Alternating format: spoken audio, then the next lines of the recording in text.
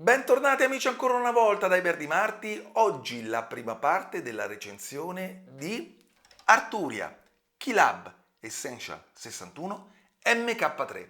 Ringrazio l'Arturia e Michelle personalmente per avermi mandato la tastiera per farla provare e poi recensire.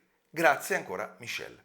Ecco qui che andiamo a fare una panoramica velocissima di tutti i controlli, innanzitutto un piccolo video per la carrellata, esatto, cominciando a dire che abbiamo una bella tastiera dinamica, una tastiera semipesata, non ha l'aftertouch come la sorella maggiore Keylab 61 MK2, però devo dire molto ma molto bella. Poi in alto a sinistra troviamo pitch bend modulation in plastica, ma comunque, come ripeto prima, plastica di ottima fattura. Abbiamo i tasti del MIDI channel dei Bank, che poi vanno da 1 a 16, i tasti transpose più e meno. Ricordiamo che l'Arturia ha fatto uno sforzo per allargare il display, ma soprattutto a livello software ogni volta che premiamo un tasto il display ci mostrerà il tasto premuto. Esempio, transpose più, ecco qui che il display ci mostrerà il transpose quindi di un semitono. Vedete? Quindi un semitono sopra, un altro semitono sopra, molto ma molto interessante.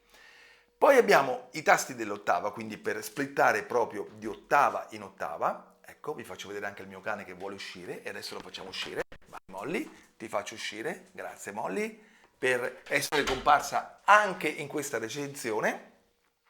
Poi abbiamo 8 pad sensibili attenzione, alla dinamica, ma anche all'aftertouch, che significa che una volta che premo il tasto posso ripremerlo e quindi ridare un impulso. Ovviamente nel display vediamo il numero di pad e la dinamica con cui premiamo il pad. Vedete? Poi abbiamo i tasti relativi alla DAW. Sappiamo benissimo che qui potremmo aprire un discorso di 6.000 minuti, ma questa tastiera MIDI è compatibile con tutte le DAW esistenti.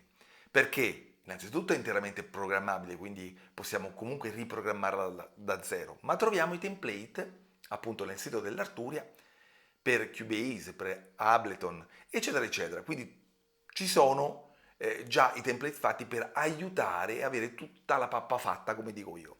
Abbiamo il pulsante del salvataggio, il pulsante della quantizzazione, il pulsante dell'undo, redo, il pulsante del recycle, quindi portare la barra temporale a sinistra, a destra, attivare il metronomo, lo stop, il play, il rec e il tap tempo. Poi abbiamo i tasti per la programmazione. Premendo prog automaticamente l'Arturia andrà in modalità DAW e quindi potremmo connetterla senza grandi sforzi al nostro template che abbiamo scaricato dal sito. Poi questo sarà frutto e succo di un discorso a parte.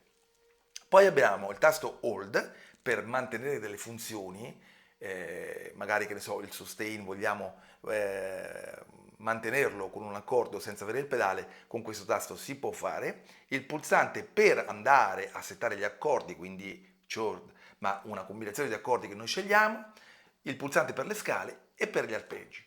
Poi abbiamo qui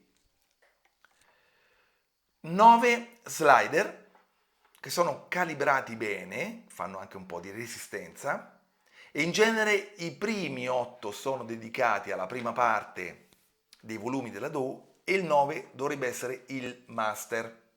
E qui abbiamo invece i potenziometri per tante funzioni che possiamo dare. Genericamente vengono settati come pan per i vari canali, quindi verso sinistra o verso destra.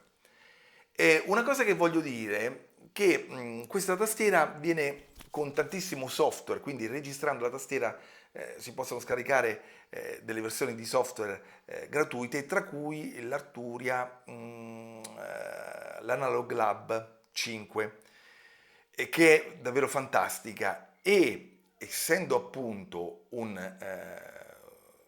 VST Instrument, quindi uno strumento virtuale appunto dell'Arturia, la tastiera si può linkare direttamente con tutti i controlli già mappati per il VST Instrument che noi andiamo a scegliere dell'Arturia.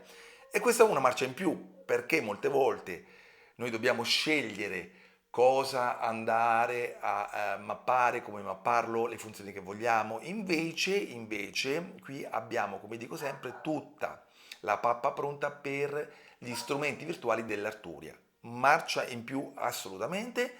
Adesso, detto questo, io direi di stoppare così il video, anzi, prima di stopparlo, dico che qui dietro, vediamo se ce la faccio, aspettate, vediamo se ce la faccio, esatto, abbiamo l'USB-C, grande USB-C finalmente, che dovremo vedere in tutti i device dal 2022 in poi, ma che ancora non è sempre facile da trovare, invece l'Arturia ha subito pensato di rimettere l'USB-C, grazie Arturia per questo, poi il MIDI out, nel formato comunque quello classico, e il control che può essere sfruttato poi per tantissime funzioni, tra cui anche il sustain, no? Con il pedale.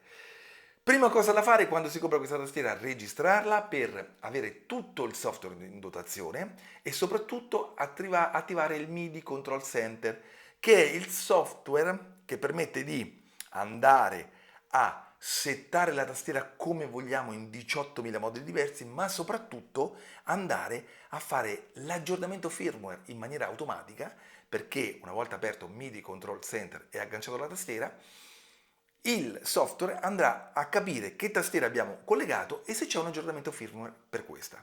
Quindi ragazzi, grazie per aver visto questo video e ci saranno altre spiegazioni assolutamente, quindi ci sarà un secondo video in cui andremo ad agganciare magari Arturia con Cubase e andarla a configurare e un altro video per andare a configurare e quindi a suonare l'Arturia con l'Analog Lab 5, che è tanta ma tanta roba.